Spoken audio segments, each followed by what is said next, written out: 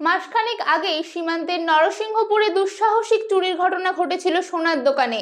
আর এবার দুই সিভিক ভলেন্টিয়ার্সকে বেঁধে রেখে সোনার দোকানে ডাকাতির ঘটনা ঘটল জলঙ্গির পাকুড়দিয়ার বাজারে।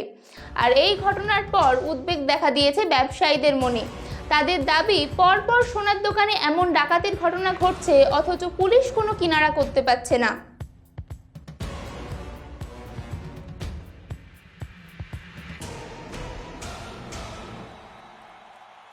মঙ্গলবার গভীর রাতে পাকুড়দিয়ার বাজারে ওই সোনার দোকানে সিসিটিভি ক্যামেরার সামনে কালো প্লাস্টিক জড়িয়ে দেয় দুষ্কৃতীরা। তারপরে এলাকায় টহল দেওয়া দুই সিভিক ভলেন্টিয়ার্সকে মারধর করে হাত পা বেঁধে ফেলে রাখা হয় ঘটনাস্থলে। পুলিশ সূত্রে জানা গিয়েছে, জলঙ্গি থানার সামিউল ইসলাম ও অমিত মণ্ডল নামে দুই সিভিক ভলেন্টিয়ার্স প্রহরার সময় হঠাৎ করেই একটি দোকানের আওয়াজ শুনে বাজারের এক প্রান্ত থেকে আরেক প্রান্তে লাইট জ্বালিয়ে আসে। আর তখনই দুষ্কৃতীরা তাদের দুজনকে পেছন দিক থেকে মুখে কাপড় বেঁধে মারধর করে ফেলে রাখে ঘটনাস্থলের পাশেই। তারপরেই দোকানের শাটারের তালা ভেঙে ভেতরে প্রবেশ করে দুষ্কৃতীরা।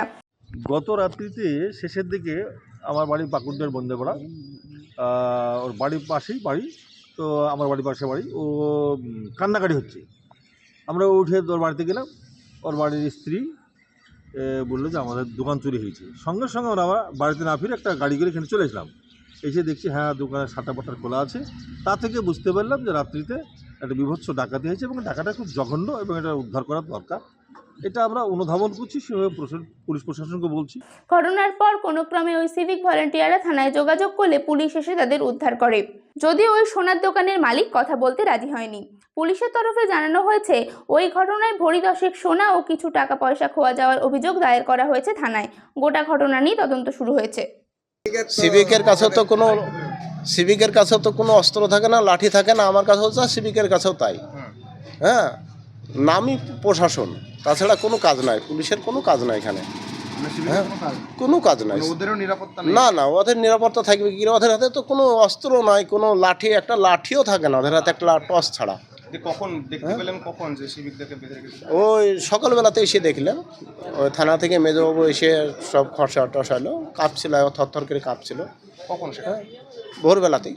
আচ্ছা, হ্যাঁ, দেখতে পেলো কিভাবে যে ওখানে ওরা যে কোনোভাবে, ওদের কাছে মোবাইল ছিল, যে কোনোভাবে মোবাইলে মেসেজ দিয়েছিল, দিয়ে থানা এসেছিল সঙ্গে সঙ্গে।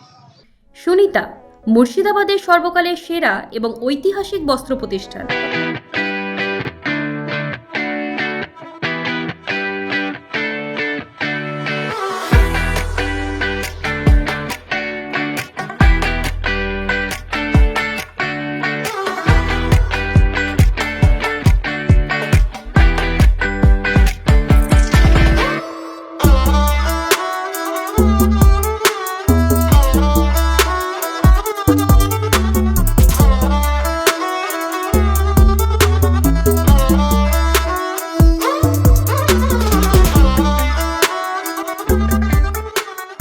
বিয়ের কেনাকাটা থেকে শীতের পোশাক, নামি ব্র্যান্ড, সেরা দাম, একটাই নাম, সুনিতা।